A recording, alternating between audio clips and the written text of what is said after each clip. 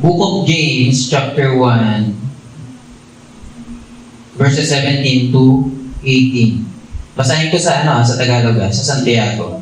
Okay na maliit na Biblia. Okay lang ba? Tayo tayong lahat? Ito ang pagkasabi.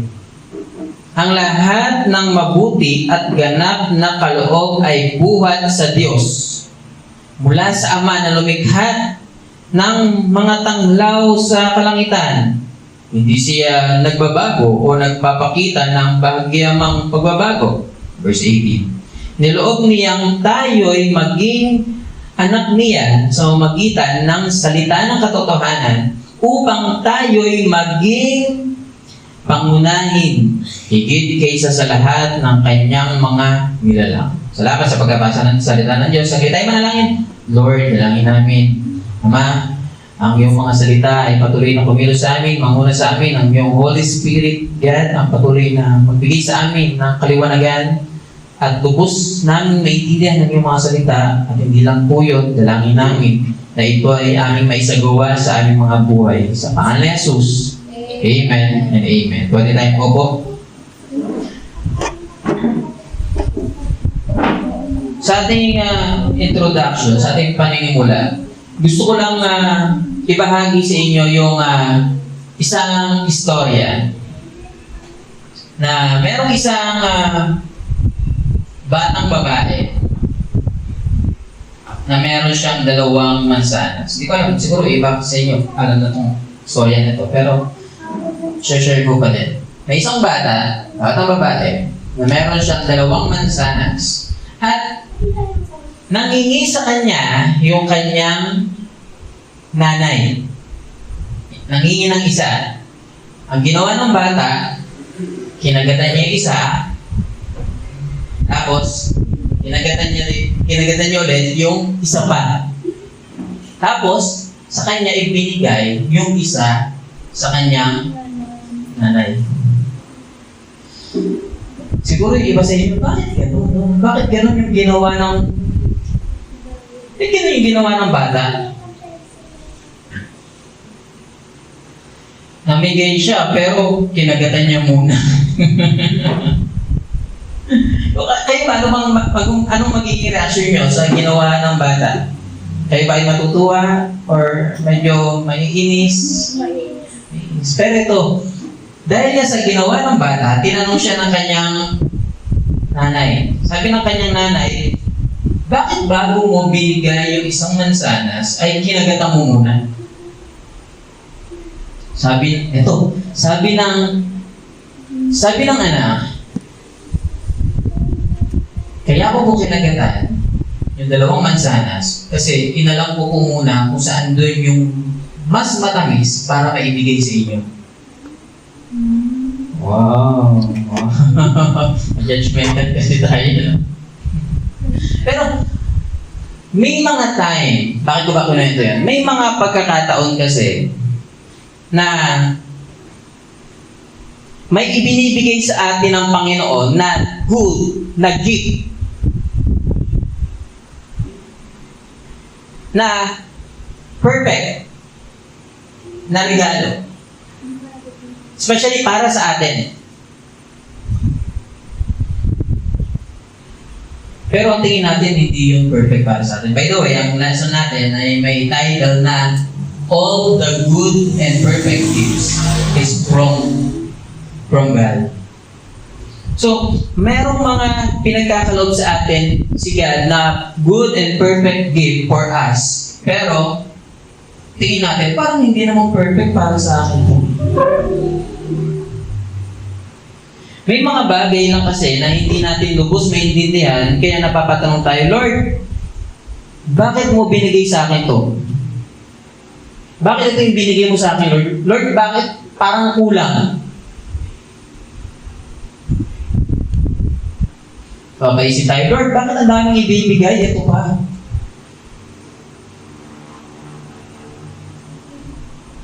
Napapaisip naman yung iba, Lord, bakit parang, alam ko perfect yung gift mo, pero bakit parang hindi ito perfect? Pero tandaan natin, na kapag ang Diyos ay nagbigay, laging good and perfect yan para sa atin. Okay? Yun na dapat nating tatandaan.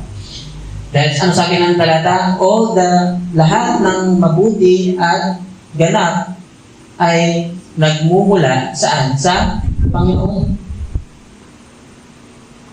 Sabi ito sa English, all good and perfect gift is from God above. So, lahat ng galing sa Diyos, sabi ng talata, yun ay mabuti and perfect. At totoo yun. May mga pinagkakaloob sa atin ng Diyos na good and perfect para sa atin. Minsan hindi lang natin nakikita na. Parang hindi naman. May mga bagay lang kasi tayo na hindi nauunawaan. Katulad, di ba, na kinuwento ko sa bata. Minsan nakapapasyon natin yung binigay niya sa kanyang nanay dahil may mga bagay tayong hindi naiintindihan. Ganon din sa atin. May mga binibigay sa atin si Lord, pero hindi tayo nasasayaan. Alam niyo bakit? Dahil may mga bagay kasi na hindi natin naiintindihan. Kaya babalik tayo sa una pa nating mga napag-aralan. As wisdom kay God. Okay?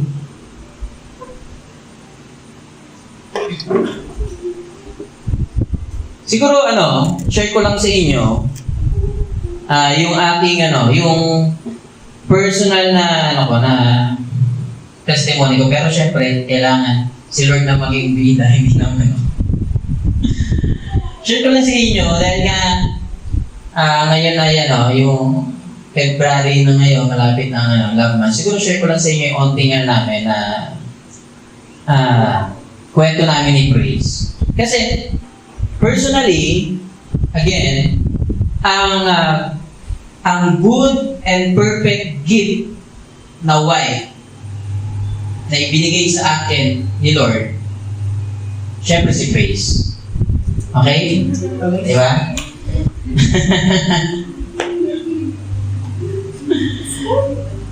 Pero, bago ko siya maging girlfriend, bago ko siya maging asawa later on, kasal kami.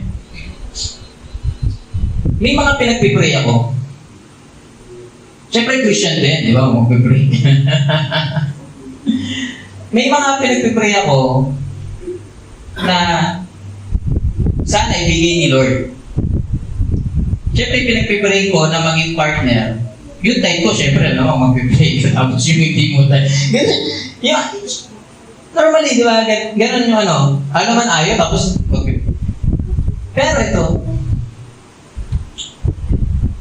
yung pinagpipray ko, yes, nasa church naman, pero during that time kasi, nag-aaral na ako sa Bible school. At alam ko na meron na akong panawagan sa pagpapastor. Tapos yung pinagpipray ko, at yung church naman, pero hindi ganun talaga naglilikod. Parang maglilikod lang siya kapag ganito, ganyan. Tapos inisip ko, sabi ko, ako magpapastor ako, tapos yung mapapangasawa ko. Di ba? Hindi ko ganun talaga makakatuwang. Kaya yung pinagpipray ko na yun, hindi binigay ni Lord, ang binigay sa akin ni Lord, yung good and perfect wife para sa akin, na makakatuwang ko sa gawain ng Diyos, at walang iba, yun ay si Praise. At ngayon, di ba? Tandem kami, siyang papaamit. Ako ang magtuturo. At hindi lang niya ang ginagawa niya, di ba? Siya rin ang nagluluto every time na tayo ay nakain. So, may mga time lang mapapatanong, Lord, ito na ba talaga yun? Pero alam niyo ba, lahat ng ibinibigay ni Lord, good and perfect yan para sa atin. Yun ang ipagkakalob niya sa atin. Especially, yung makakatulong sa atin sa paglago spiritual. At lahat ng pinagkakalob ng Diyos, lahat ng kaloob ng Diyos, good and perfect yan. Walang hindi galing sa Diyos na good and perfect. Yun ang tatandaan natin. At sa ating pagpapatuloy, kasi, bakit ko ba binanggit yun? may mga kasi, may mga tao, minsan, kinu-question nila si God, Lord, bakit ito yung binigay mo sa aking pamilya? Lord, bakit dito mo ako nilagay sa pamilya na to? Lord, ang dami-dami namang pamilya, bakit dito mo ako nilagay? Pero sa katotohanan, yung pamilya mo na yan ang good and perfect na family para sa iyo. Sa ganun, ikaw ay lumago sa iyong pananampalataya. Lord, bakit dito? Bakit etong buhay ko na ito, yung pinagalaw ko sa akin? Alam niyo, dati nung bata ako, nai-stress ako. Kasi iniisip ko, bakit hindi ako naging ganito? Bakit hindi ako naging ganyan? Lalo na kapag may mga classmate ako, tapos yung mga classmate ko, ganito, ganyan. Mayayaman, tapos ganito yung buhay. Pero, kaya ka nandyan, kaya yan yung binigay sa iyo ni Lord, yan ang para sa iyo, yan ang pinaka-good and perfect na regalo sa iyo ng Diyos. Okay? Kaya huwag na tayo mag-question, Lord, bakit ganito? Dito ko na. Lahat ng kaloob ni God para sa atin, good and perfect yan. So, ngayon, sa ating pagpapatuloy, titignan naman natin kung ano ba yung ibig sabihin ng good and perfect gift. Okay? Ano ang ibig sabihin nun? Verse 17, babasahin ko. Ang lahat ng mabuti at ganap na kaloob ay buhat sa Diyos. Again, basahin ko.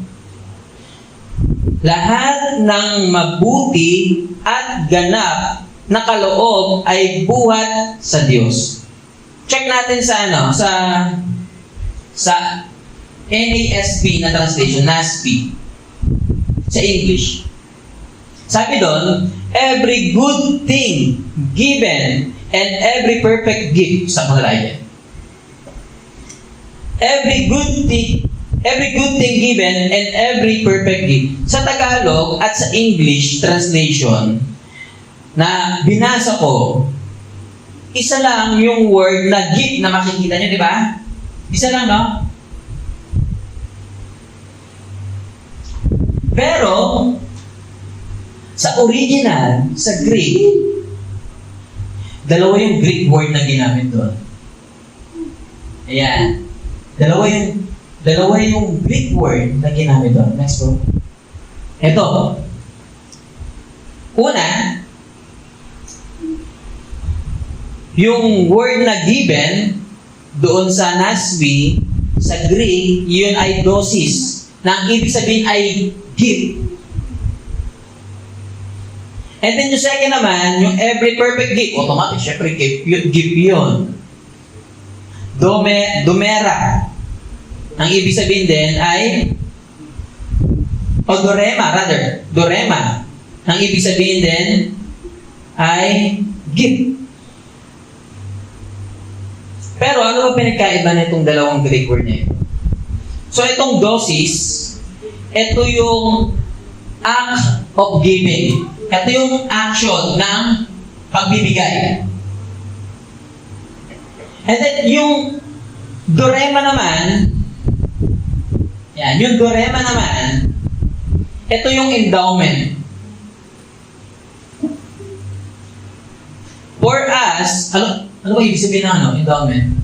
For us, ang endowment, ang ibig sabihin nun ay, listen, ito ay gift, open money, or property given to an institution like university or hospital to provide a permanent source of income. Yun daw ang endowment. Yun ang ibig sabihin ng dorema.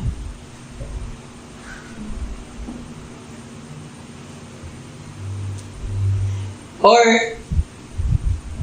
it simply means, give with a lasting effect.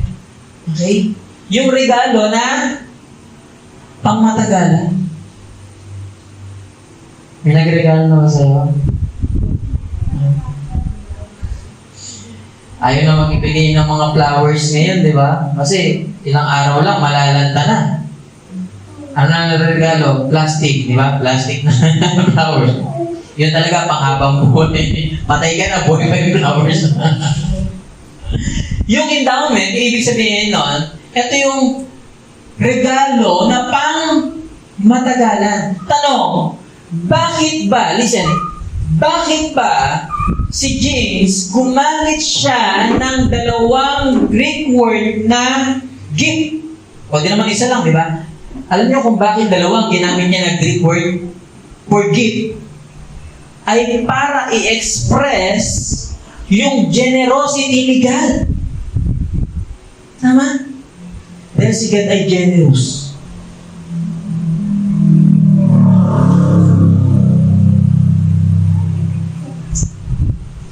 At itong gift na ito na tinutukoy ni James, ito yung generous gift with a lasting benefits or effect.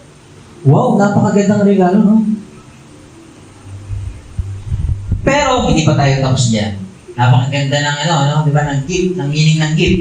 Pero, ngayon, check naman natin yung adjectives na ginamit para i-indicate sa noun na gift. Okay, medyo, ba naman yan? Medyo grammar tayo. Siyempre, kailangan natin mag-aral ng konting grammar para maintindihan natin ibig sabihin. Naalala ko, merong isang debatista sa isang religion. Sabi niya, sa kanilang debate, sa debate namin, hindi kami gumagamit ng grammar.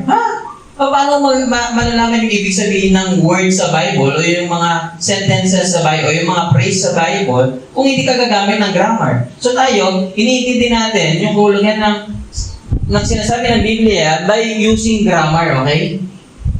Sa pag-intindi natin sa grammar o sa parsing rather. Ito na tayo. Ang adjective na ginamit sa pag-describe ng gift, anong word yun? Yung dalawang adjective na ginamit? Good and perfect. Hindi lang basta regalo with a lasting effect. Hindi lang ito regalo with the hindi lang ito regalo na galing sa generous God with a lasting effect. Dinescribe din ito ni James gamit itong dalawang adjective na ito. Good and perfect. At ang ibig sabihin ng good sa Greek ang Greek word for good ay agathos. Alam nyo ba na merong Greek word na good? Yun ay kalos. And it means what is beautiful or what looks good or outward goodness or outward beauty. Yan ibig sabihin ng kalos. Pero hindi kalos ang ginamit dito. Ang Greek word na ginamit dito ni James ay agathos, na ang ibig sabihin ay good in the purest and truest sense. Wow! Kasi yung kalos, ginagamit yung for outward beauty. Okay? Maganda pang labas. Pero ang ginamit dito ni James ay agathos. Di ba may mga kaibigan kayo pangalan Agatha? So, ang ibig sabihin nun ay good. Meron pa kayong kakilala, pangalan Agatha? Ang ibig sabihin ng good. So, ang good na ginamit dito ay agathos. Na ang ibig sabihin, good in the purest and truest sense. Wow! Ngayon naman, titignan natin yung another adjective na ginamit, which is perfect. Ang Greek word for perfect na ginamit dito ni James ay teleos. Ang ibig sabihin lang naman nun ay perfect, complete, or whole, buo. Ibig sabihin, walang kulang. Kapag nagregalo si God, kompleto. Akala mo lang kulang, pero kompleto na yan. Akala mo lang kapos, pero sapat na yan, tama na yan. Okay? Hindi ka na talaga marunong makontento. Yun ang problema. Hindi ang regalo ang may problema. Ikaw. Okay? Okay? So, to sum up, ang ibig sabihin ng good and perfect gift, that is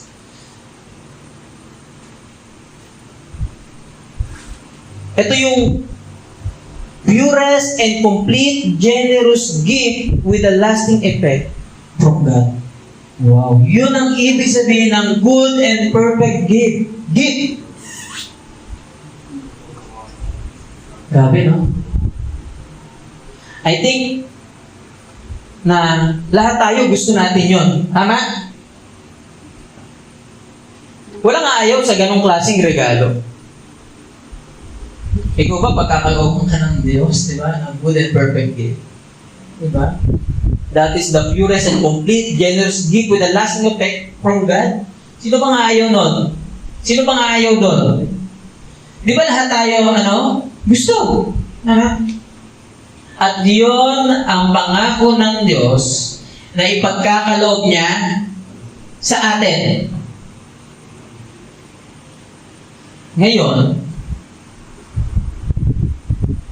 titignan naman natin, napakaganda ng pangako ng Diyos, pero ano naman ngayon yung assurance ko na pagkakaloob sa akin ng Diyos yan? Ano naman yung assurance ko? Diba, mahilig tayo, diba? Mahilig tayo sa sigurado. Ayaw natin na sa hindi sigurado. Gusto natin sure. Ano naman yung assurance natin, yung kasiguraduhan natin, na na ipagkakaloob sa atin yan ng Diyos. Tuloy natin. Pangalawang bagay, what assurance we can have. What assurance we can have the gift. Okay? Verse 17 pa rin. Sabi dito, ang lahat ng mabuti at ganap na kaloob ay buhat sa Ama na lumikha ng mga buhat sa Diyos mula sa Ama na lumikha ng mga tanglaw sa kalangitan. Hindi siya nagbabago o nagpapakita ng bahagyamang pagbabago.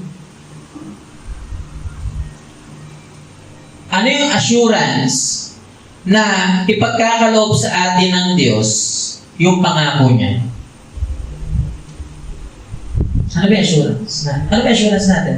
Letter A, His character. Yun ang assurance natin. Yung character niya. Diba? Anong character niya? Anong attributes niya? Unang-una, God as creator of the universe. Ang binanggit ni James, sabi ni James, mula sa Ama na lumikha ng mga tanglaw sa kalangitan. So sinabi ni James, anong assurance na ibibigay sa atin ni God o kayang ibigay sa atin ni God yung good and perfect gift? Anong assurance natin? Unang bagay na binanggit ni James ay dahil si God ang lumikha ng mga tanglaw sa kalangitan. Ibig sabihin, si God ang nag-create ng universe. So bakit yung sinabi niya Bakit ba yung sinabi ni James? Okay, ang Pastor Art, anong assurance ang meron ako doon? Simple lang. Kung nalikha ni God ang universe at nalikha niya yon sa magitan ng di ba na kanyang salita? Buhin niyo, salita lang ni God, na-create ang universe. Grabe, no? Ako, pag nagsalita lang ako, nakikreate ko lang problema eh.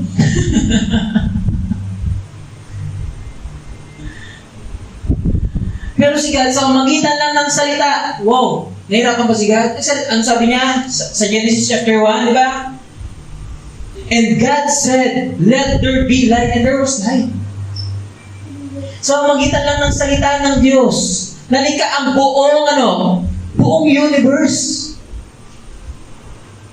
At ganun ka-powerful, sino? Si God.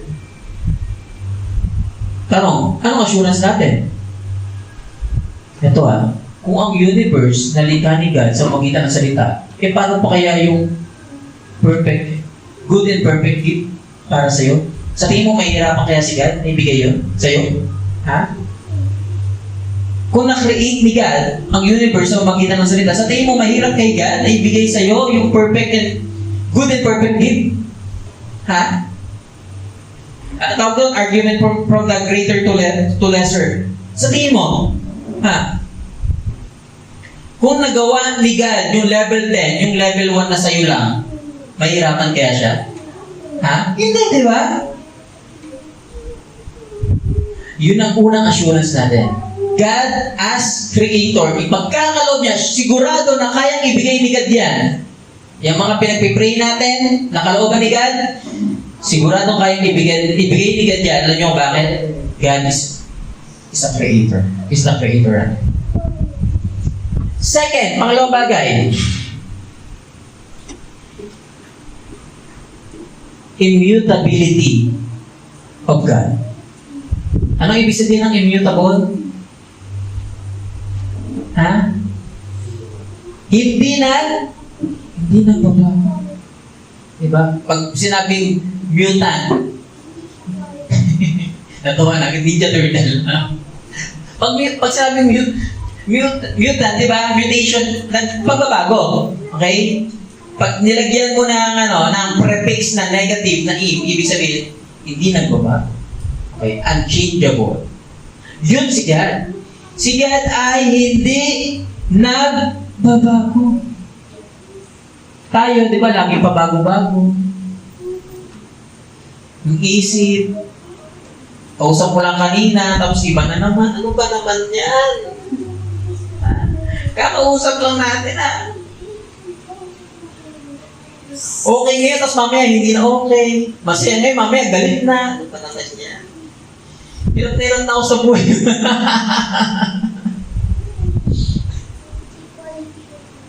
Ang saya-saya natin kanina. Tapos lungkot-lungkot na ngayon. Yun ang tao. Laging laging nagbabago. Normal sa atin na magbago. Pero si God, hindi siya nagbabago. Yun ang assurance natin. Okay? Na kayang tuparin ni God yung pangako niya. Bakit? Hindi siya nagbabago. Kung sinabi niya na tutuparin niya. Gagawin at gagawin niya. Dahil totoo siya sa kanyang mga salita at hindi siya nagbabago. Ang Diyos hindi yan katulad ng tao, moody, di ba? Sige, hindi. Kung ano yung sinabi niya, gagawin at gagawin niya. Hindi siya nagbabago. Kaya may assurance tayo na yung pangako ni God na pagkakalooban tayo ng good and perfect gift, well, ipagkakaloob at ipagkakaloob niya. Bakit? Hindi siya nagbabago. Kaso, siguro, pupunta na ako sa medyo theological aspect. Meron kasi mga pilosopo, ang sabi nila, may question sila about sa immutability ni God.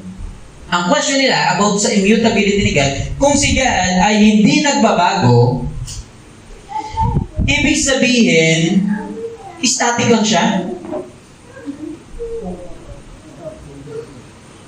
Or naka-freeze lang siya? O, sabi mo, di ba, si God hindi nagbabago?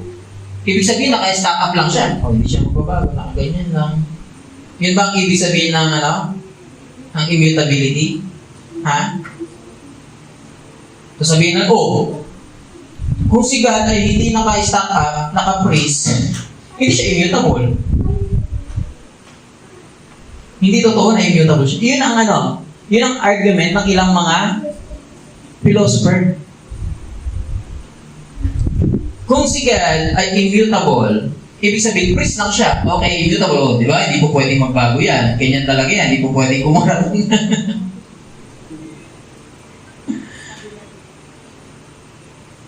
Pero ito mali po yun. Tayong mga mananampalataya, hindi tayo naniniwala na si God ay immutable in all aspect. Hindi tayo naniniwala doon. Nasa lahat ng aspeto, si God ay immutable. Dahil hindi static ang Diyos. Ang Diyos ay kumikilos, di ba? Kumikilos ang Diyos. May emosyon din ang Diyos. Di ba? Nagagalit siya. Galit siya saan? Sa kasalanan. Natutuwa siya kapag tayo ay nag-share ng gospel. Naawa din siya sa atin. Na wala tayong kaligtasan. Awa siya. Pinagkaloob niya sino? Si Kristo. At nagagalit din ng Diyos, di ba? Kaya tayo, bilang mananampalataya, hindi tayo naniniwala na si God ay immutable in all aspect. Pero, balik tayo sa tanong natin. Yes, God is immutable, but in what sense? God is immutable in what sense? Bigyan ko lang kayo ng simpleng sagot, God is immutable in relation with His perfection and His holiness. Okay? Ayun, natulungan ko kayo doon. God is immutable in relation with His what? Perfection and His holiness. God is immutable in His perfection, meaning hindi siya nag-grow. Si God, hindi siya nag-grow. Tayo, di ba, nag-grow tayo, nagmamature tayo, tama? Si God, hindi nagmamature. Di ba, yung mga desisyon natin sa buhay, di ba, nagbabago na later on kasi nagmamature na tayo, natututo na tayo. Si God, hindi po pwedeng matuto. Okay, kasi all-knowing na siya. Perfect na siya. Hindi na siya kailangan mag-mature kasi perfect na nga. Kaya, unang bagay, God is immutable in relation with His perfection. Second, God is immutable in relation with His holiness. Meaning, ang Diyos ay hindi nagbabago alinsunod sa Kanyang kabanalan.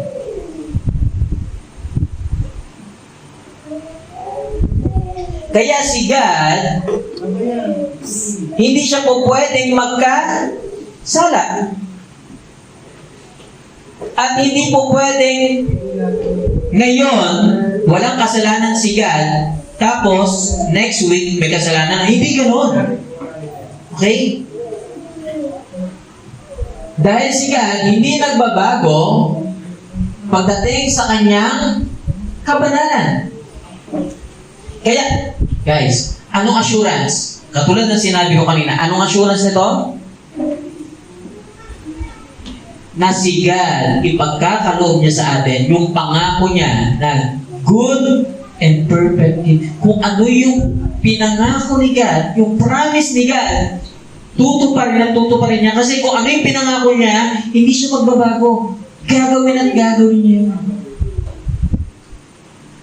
Kung ang tao, di ba, kapag nangako, ano yung pangako? Di ba? Lagi kapag nangako, ang sasabihin, nangako, tutuparin ko ba? Ang tao, ganun, di ba? Kapag nangako, automatic, hindi natutupad. Pero kapag ang Diyos nangako, tutuparin niya. Dahil hindi pwedeng magsinungaling. Sino? Si God. Sa mga susunod na talata, pag-aaral natin, God cannot lie. Hindi po pwedeng magkasala, hindi po pwedeng magsinungaling. Si God, kaya kung ano yung pangako niya sa atin na ipagkakaloob na good and perfect gift, pagkakaloob niya. Bakit? God is immutable. So, nung sinabi ni James na lahat ng purest and complete gift with a lasting effect ay galing sa generous na Diyos, may assurance tayo na tutuparin niya ng Diyos. Una, because God is creator of the universe. Walang mahirap sa Diyos. Okay? Walang mahirap kay God na hindi kaya ipagkaloob sa atin na kanyang mga anak. Pangalawa, God is unchangeable. Kung ano yung sinabi ni God, na pangako tutuparin niya. At yun ang assurance natin. Assurance natin na gagawin niya. And then last, eto na. Binanggit naman ni James yung totoong good and perfect gift na galing sa Diyos. Alam niyo kung ano yun? Ito na. Letter A. inadapt tayo ng Diyos bilang maging kanyang mga anak, sons and daughters. At ang tawag sa atin ng Diyos ay first fruit. Tayo ang first fruit ni God. Basahin ko lang, verse 18. Niloob niyang tayo'y maging anak niya sa pamamagitan ng salita ng katotohanan upang tayo'y maging pangunahin, higit kaysa sa lahat ng kanyang mga nilalang. Basahin sa English. Of His own will, He brought us forth by the word of truth, that we should be a kind of first fruit of His creatures.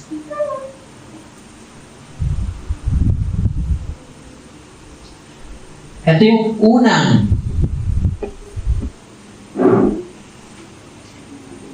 bunga o first fruit o unang ani na promise sa atin ni God. Walang iba kundi ang kaligtasan na meron tayo.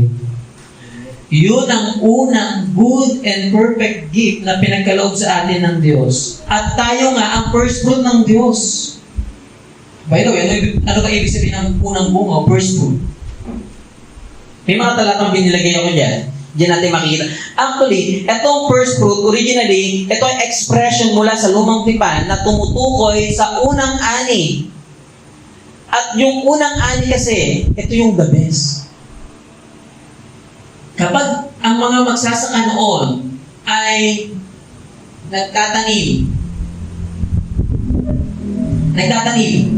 sa palayan. Kapag nagtanim sila,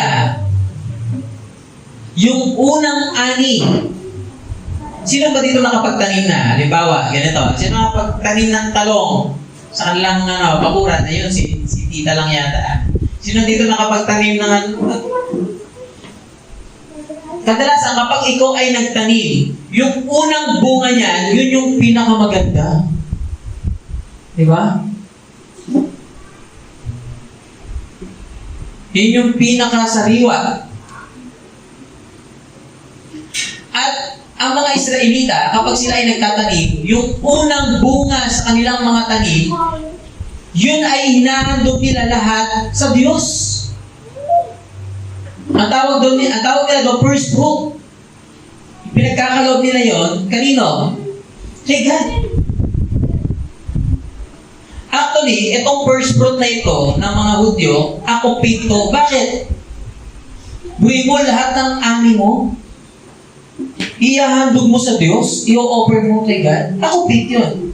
Pero bakit ba nila ginagawa yun? Kasi may promise si God na kung ang unang ani ay sagana, meron pang mga susunod na mga sagana. Ang tawag ng first fruit. Kaya sila naghahandog ng kanilang first fruit kasi naniniwala sila na kung ang Diyos nakapagbigay nga ng unang bunga, naniniwala sila na mga sa susunod na bunga ay magiging sagana din. Kung yung una nga sagana, di ba? Paano pa kayo mga susunod? Kaya pinagkakaloob, nino, ng mga Hudyo, ang kanilang first fruit, kay God. Pero ngayon naman, ano namang ibig sabihin, Vicente? Ano namang ibig sabihin nung sinabi ni James na tayo mga mananampalataya ang first fruit ni God? Ano nga yung first fruit? Ito yung unang ani sa bukirin ng mga Hudyo na inihahandog lahat kay God. At kaya nila inihahandog yun, yes, akopit yun, tuloy mo lahat yung pagkakaloob mo. Pero akopit yun, bakit nila yung ginagawa yun? Dahil kung ang Diyos nakapagbigay sa kanila ng unang ani na sagana, assurance yun na sa mga susunod na magiging ani, magiging sagana din. Pero again, nung sinabi naman ni James na tayo ang first fruit, ano ang ibig sabihin nun? Di ba? Anong ibig sabihin na tayo mga mananampalataya first fruit?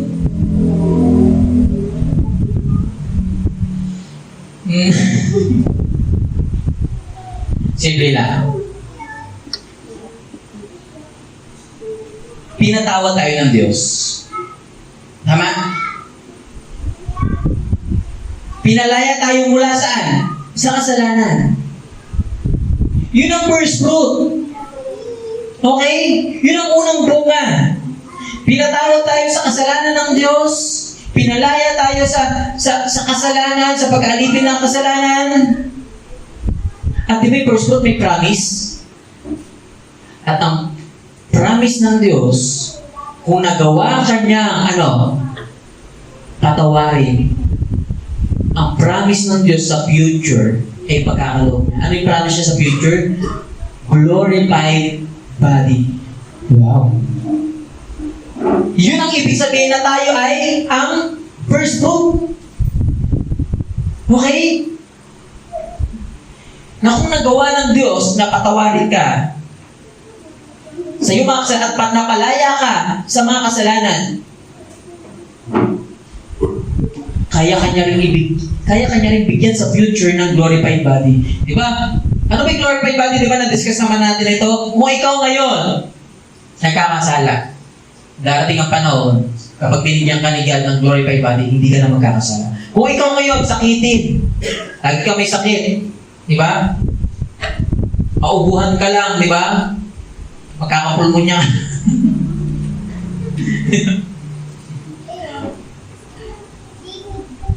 Kung ikaw, sakitin ka sa glorified body, wala nang sakit, sabi doon, wala nang pigati, at kung ikaw, iyakin ka, okay?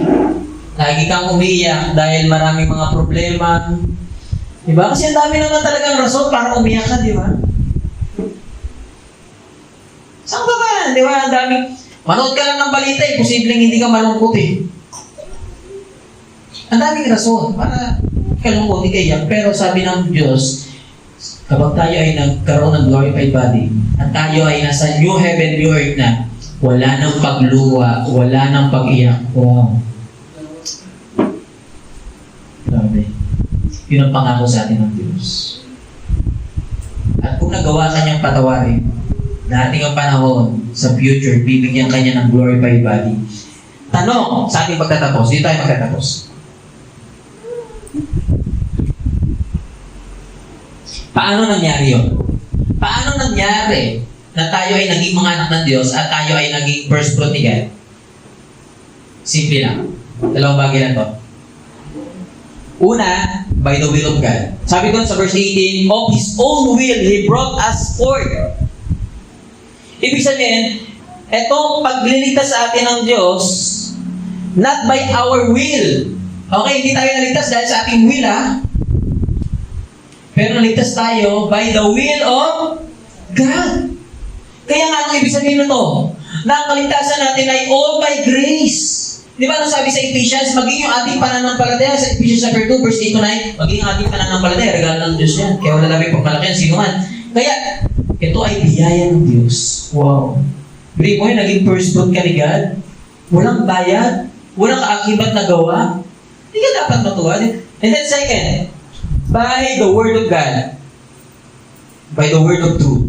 Sabi dun sa verse 18, by the word of truth, tayo ay naging mananampalataya.